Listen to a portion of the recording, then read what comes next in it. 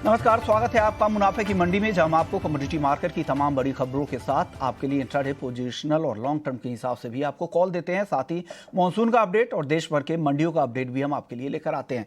चलिए सबसे पहले मेहमानों से परिचय करवा दें। मनोज जैन है हमारे साथ पृथ्वी फीड मार्ट से, कुणाल शाह हैं निर्मल वंग से, प्रथमेश माल्या हैं एंजल वन से और रवि देवरा हैं कुबरजी ग्रुप से। और साथ ही आगे हमारे साथ अश्विन नायक होंगे, चेयरमैन है federation of Indian spices stake holders के, फिश के चेयरमैन हैं, वो भी जुड़ेंगे जिनसे मसालों पर राय जानेंगे। लेकिन फटाफट से टॉप 10 खबरें देख लेते हैं कि आज का एक्शन किस तरफ का है। गोल्ड और सिल्वर की बात करें तो गोल्ड 8 हफ्ते की ऊंचाई पर है। हालांकि हेडलाइन में मैंने गलती से 2 हफ्ते कह दिया था, लेकिन 8 हफ्ते की ऊंचाई पर गोल्ड है। 60,000 के बेहद करीब MCX पर है और कॉमेक्स पर बात करें तो $1990 के बेहद करीब है। चांदी 76,500 रुपए के ऊपर है और कॉमेक्स पर $25.5 के पास है। क्रूड की बात करें तो ब्रेंट क्रूड $79 के ऊपर है, हल्की तेजी दिख रही है। आज दायरे में कारोबार कच्चे तेल में दिख रही है, 6,200 के आसपास MCX पर भाव है। नेचुरल गैस 216 के ऊपर है, हल्की तेजी यहां पर है। कॉपर आज यहां पर भी तेजी है, 725 रुपए के आसपास। एग्री मार्केट में पाम तेल, इंटरनेशनल मार्केट में मलेशियाई पाम तेल 4,000 रिंगिट के पास पहुंच चुका है, 2.5% की तेजी आज वहां पर दिख रही है। कॉटन 85 सेंट के ऊपर है, आइस पर 2 महीने की ऊंचाई पर कॉटन के भाव भी है। जीरा 60,000 के करीब है, 3 महीने में 135% से ज्यादा की तेजी जीरे में आ चुकी है। हल्दी आज 13,000 के पार निकल गई, 75% से ज्यादा की तेजी हल्दी भी 3 महीने में दिखा चुकी है। और धनिया भी 7,400 के करीब, 25% से ज्यादा की तेजी धनिया में भी 3 महीने में आ चुकी है। तो एक अहम अपडेट। चलिए आगे बढ़ते हैं और मानसून का अपडेट आपको दे दे कि देश भर में अब तक किस तरह की मानसून की चाल रही है। 1 जून से 19 जुलाई तक देश भर में 2% सामान्य से ज्यादा बारिश हुई है, लेकिन कल देश भर में सामान्य से 48% ज्यादा बारिश हुई। उत्तर पश्चिम राज्य और मध्य भारत ये ऐसे इलाके हैं जहां पर सामान्य से काफी ज्यादा बारिश हुई है, लेकिन पूर्वी, उत्तर पूर्व और दक्षिण भारत में सामान्य से काफी कम बारिश अभी तक हुई है।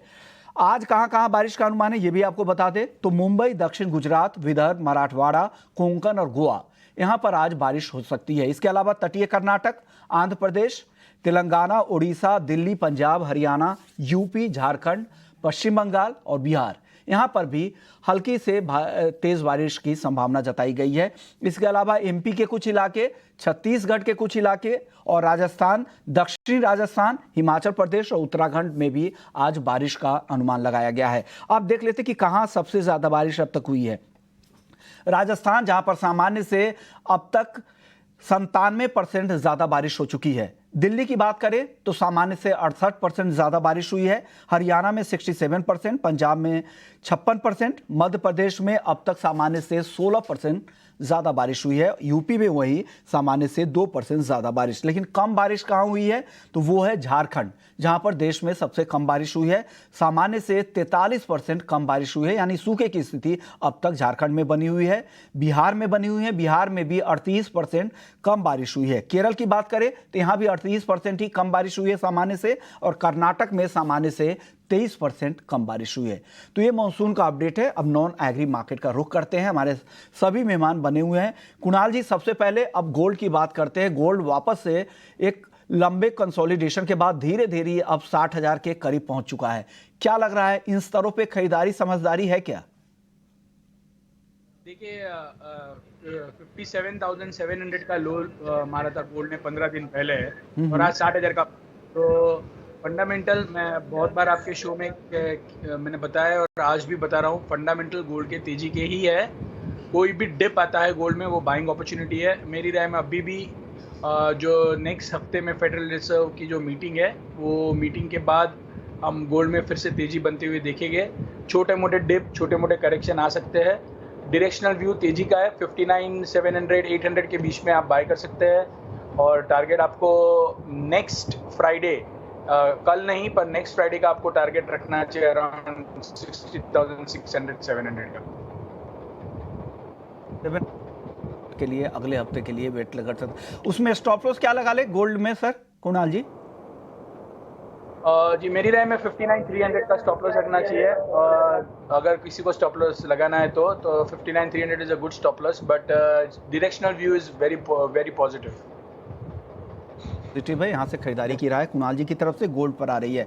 मनोज जी, आपकी कॉल क्या है? गोल्ड में आप क्या सलाह दे रहे हैं आज? नमस्कार विश्वमोहन जी, बिल्कुल जैसा कुणाल ने बताया, ओवरऑल फंडामेंटल अभी भी मजबूत है और जो डायरेक्शनल व्यू है वो गोल्ड का पॉजिटिव ही है। आगे भी बढ़त यहाँ देखने को मिलेगी।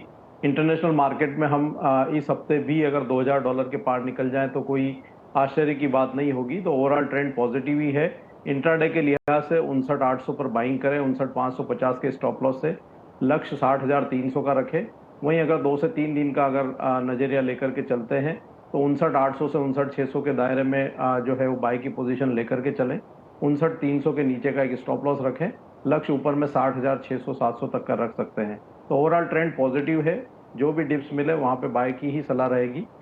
नेक्स्ट वीक जो है हम 60,000 के ऊपर कीमतों को आते हुए देखें। ओके, यानी अगले हफ्ते 60,000 के ऊपर कीमतें जाएंगी। 60,300 से 60,700 रुपए के लक्ष्य दोनों एक्सपर्ट्स की तरफ से आ रहे हैं। रवि जी, आपका व्यू गोल्ड और सिल्वर दोनों पर क्या है? क्या करना चाहिए आज? गोल्ड एंड सिल्वर इंट्राडे में मुझे लग रहा है कि प्राइसेस में थोड़ा कंसोलिडेशन रहेगा। हालांकि फिर भी प्राइसेस में जो कंसोलिडेशन बन रहा है वो पॉजिटिव साइड है। आज जो कल वैसे डॉलर इंडेक्स में स्ट्रेंथ देखने को मिली थी, आज थोड़ी बहुत रिवर्सल ऑफ स्ट्रेंथ है। साथ में अभी फेड के इवेंट के पहले कोई बड़े मैक्रो डेटा यूएस के आने वाले नहीं है, तो मुझे लग रहा है कि शायद प्राइसेस का फोकस है वो डेटा सेट से हटके थोड़ा फेड की एक्सपेक्टेशंस पे ज्यादा रहेगा। तो थोड़ी वोलेटिलिटी रहेगी, बट स्टॉप लॉस से वोलेटिलिटी को हम प्रिवेंट कर सकते हैं। I think risk reward wise मुझे लग रहा है कि दोनों कमोडिटीज में बाइंग करना बेटर स्ट्रेटेजी हो सकती है। 59,780 पे गोल्ड बाय करें। स्टॉप लॉस लगा सकते हैं 59,400। अपर साइड मुझे लग रहा है 60,400 तक के लेवल आपको गोल्ड में आते हुए दिख सकते हैं। वही सिल्वर में थोड़े डीप पे बाय करें, क्योंकि ये मीटिंग के पहले 70,000 से 76,500 का ऑलरेडी रनअप आ चुका है। तो थोड़ी वोलेटिलिटी होगी और बेस मेटल्स वैसे अंडर परफॉर्मेंस कर रहे थे, तो इसका भी शायद थोड़ा प्रभाव उसमें आता हुआ दिखेगा। बट स्टिल मुझे लग रहा है कि अगर आज डिप पे 76,200 तक के लेवल मिल जाए तो वहां पे एक बार बाइंग की अपॉर्चुनिटी के दौर पे देखना है। स्टॉप लॉस लगा सकते हैं 75,500 और एक बार 77,000 77,200 तक के लेवल की मैं उम्मीद कर रहा हूँ। के ऊपर भी चांदी जा सकती है। प्रथमेश जी, आप सहमत है तीनों एक्सपर्ट से? आपको भी लग रहा है व्यू सिमिलर है? क्या खरीदारी करके जाना चाहिए गोल्ड सिल्वर में? नीचे की तरफ अगर करेक्शन मिलता है तो बाइंग अपॉर्चुनिटीज है, लेकिन उछाल में मेरे ख्याल से अगर गोल्ड की रेंज थी 60,300 अपसाइड में और नीचे में 59,700, तो जितना ऊपर अपसाइड मिले इवेंट के पहले पॉसिबिलिटी वहां पे बेचना चाहिए। बट यहाँ पे फिलहाल मेरे को कंसोलिडेशन का रुख दिख रहा है। तो ये स्ट्रैटेजी वाइज में ऊपर वाले भाव में सेल करने की सलाह रहेगी। स्पेसिफिकली गोल्ड में 60,000 के पास में सेल करने की सलाह रहेगी। 60,190 का स्टॉप रहेगा। नीचे में टारगेट 59,700 के रहेंगे। सिमिलरली सिल्वर में भी 76,400 500 के पास में ट्रेड हो रही है। मैं ऊपर वाले भाव पे सेल करने की सलाह देगी 76,900 पर। 77,450 का स्टॉप रहेगा और टारगेट नीचे में 76,000 रहेंगे। अराउंड 1,500 रुपीज का रेंज में सिल्वर प्ले करेगा।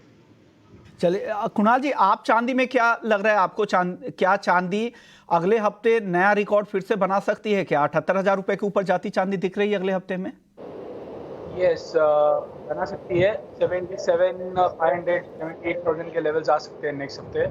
सो volatility definitely is going to be the major thing to watch out for. Volatility रहेगी बट ध्यान तेजी है। सो डिप्स पे सिल्वर में भी बाइंग कीजिए। मुझे लग रहा है कि सिल्वर के प्राइसेस भी मौजूदा स्तर से आपको नेक्स्ट हफ्ते में 2 से 3% का रिटर्न देने की क्षमता रखते हैं। चलिए, अब गोल्ड और सिल्वर के बाद अब मसालों की बात कर लेते हैं, क्योंकि यहाँ पर काफ़ी गर्मी दिख रही है। 3 महीने में जिस तरह की तेजी मसालों में दिखी है, 135% से ज़्यादा दाम जीरे के बढ़े हैं पिछले 3 महीने में। 75% से ज़्यादा की तेज़ी हल्दी में आ चुकी है और धनिया में भी 25% से ज़्यादा की तेज़ी आ चुकी है। और बात करने के लिए हमारे साथ हैं अश्विन नायक साहब, हैं चेयरमैन हैं federation of Indian spices stake holders के। शुक्रिया अश्विन सर, आपने वक्त निकाला हमारे लिए। सर, क्या हो रहा है? मसालों की रफ्तार तो रुकी नहीं रही है, और कितनी तेज़ी आपको दिख रही है और ग्राउंड से क्या रिपोर्ट है?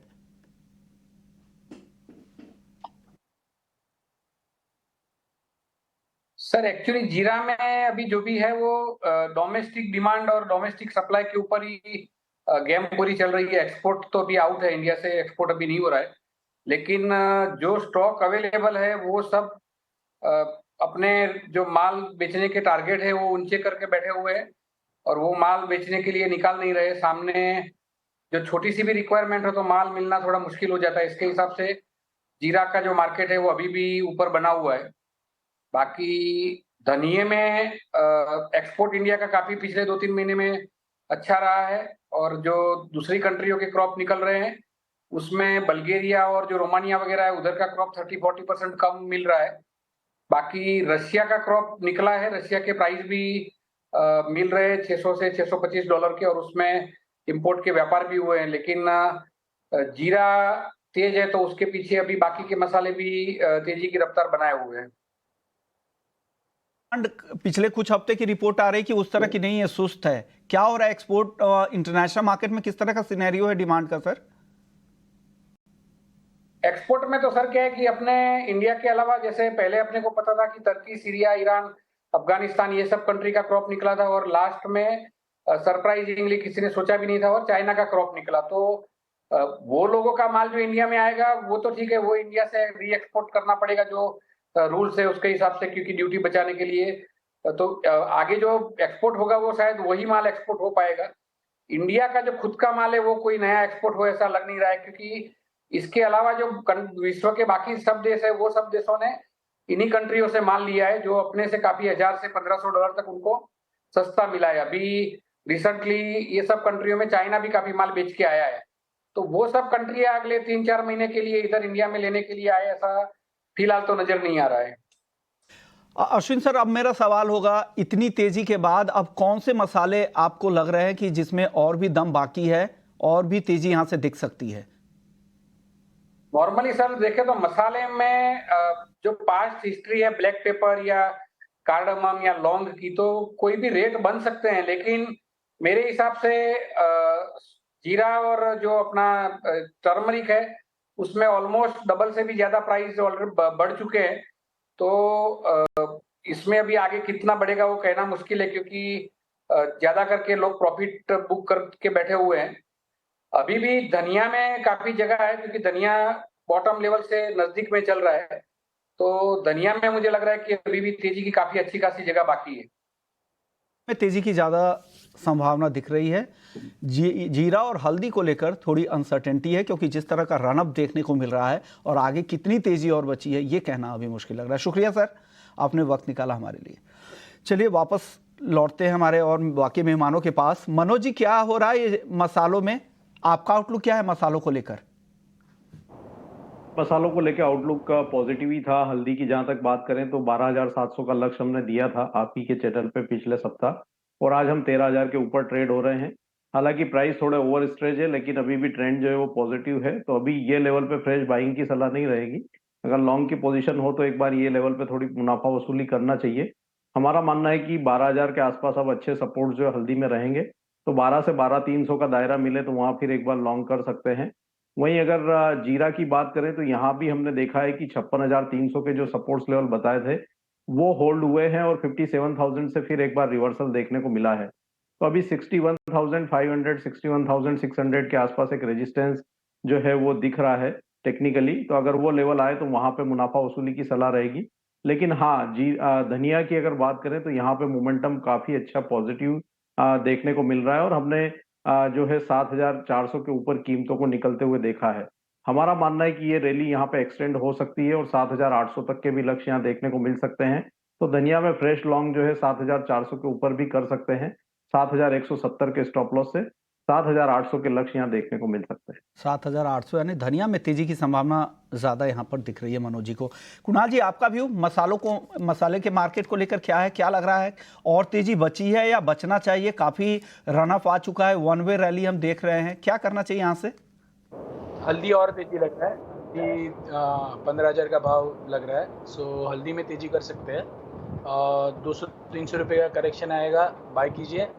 तेजी है हल्दी में, ज्यादा तेजी कुणाल जी को लग रही है। रवि जी, आप क्या पसंद कर रहे हैं इतनी तेजी के बाद? 13,000 के ऊपर हल्दी है, 60,000 के करीब जीरा और 7,400 के ऊपर धनिया है।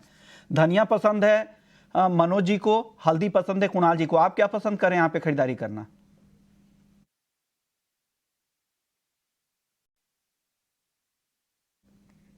रवि जी, अनम्यूट कीजिएगा ऑडियो को प्लीज। हाँ, मैंने लगातार 7,600 7,700 से हमने हल्दी में बाइंग की रिकमेंडेशन दी थी, आज 13,000 के लेवल पे पहुंच चुका है। इस हिसाब से थोड़ा मुझे लग रहा है कि रैली स्ट्रेच हुआ है, साथ में जो कल मार्जिन एक्सचेंजेस ने बढ़ा है, तो इस हिसाब से शॉर्ट कवरिंग का भी 2 दिन से प्रेशर अच्छा है। तो मुझे लग रहा है कि वहां पे थोड़ा डिप के लिए वेट करना चाहिए, बट मुझे प्रेफरेंस वाइज ऐसा लग रहा है कि सबसे अभी जो अंडर वैल्यूएशन जहाँ पे ज्यादा है कंपेरेटिव जो कमोडिटी रशियन सप्लाई के हिसाब से कम चली थी, वो धनिया में भी एक अच्छा शॉर्ट स्क्वीज आ सकता है। तो दोनों कमोडिटीज में बाय एंड डिप्स का रिकमेंडेशन है। धनिया में बाय करें 7,380 के करीब, स्टॉप लॉस 7,200 का लगा सकते हैं, अपर साइड 7,710 तक के लेवल की मैं उम्मीद कर रहा हूँ। और टर्मरिक में कुछ गिरावट 12,400 12,500 पे अभी भी बाइंग का मौका ढूंढना चाहिए।